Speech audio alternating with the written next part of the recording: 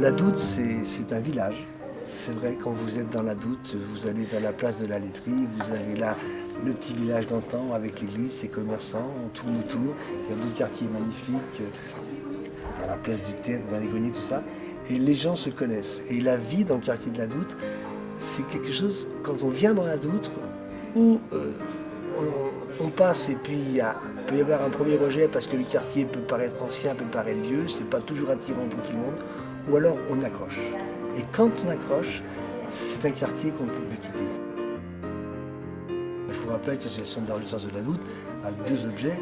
Le premier, c'est de veiller à ce que le patrimoine soit préservé. Le second objectif, c'est aussi d'animer le quartier.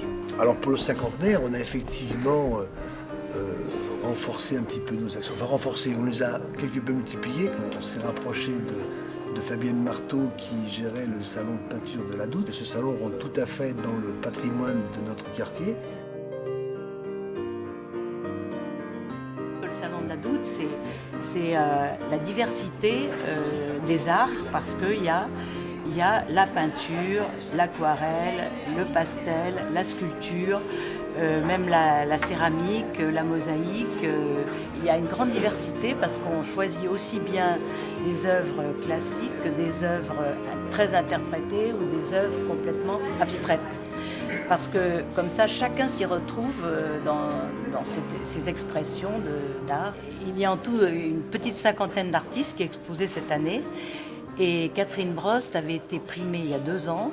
Elle a eu le prix du jury. Et le prix du jury, on reçoit un chèque et en plus la possibilité d'exposer 2 ans après en tant qu'invité d'honneur. Il y a des choses qui se passent dans la Doutre et c'est ce qu'on a voulu faire aussi en faisant cette exposition qui était d'abord une petite exposition de peinture et qui est devenue de plus en plus un événement attendu par beaucoup d'Angevins.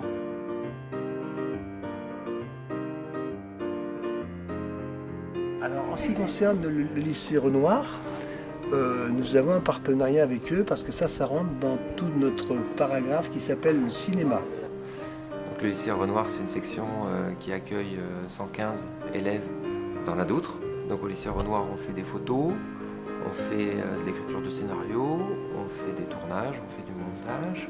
C'est les élèves qui gèrent intégralement le film de A à Z, qui fabriquent tout du début à la fin.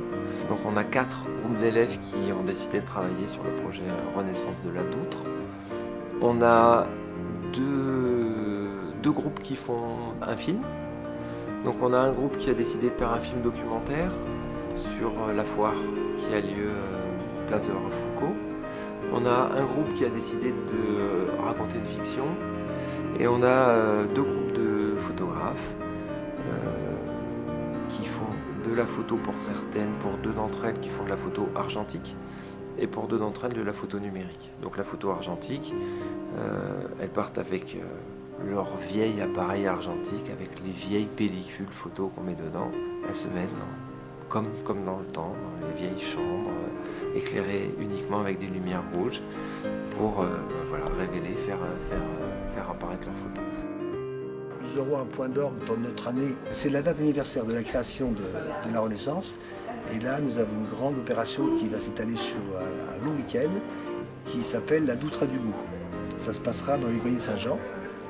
Et après, bien sûr, on va retrouver les journées du patrimoine avec la présence des bouquinistes, avec des minibus.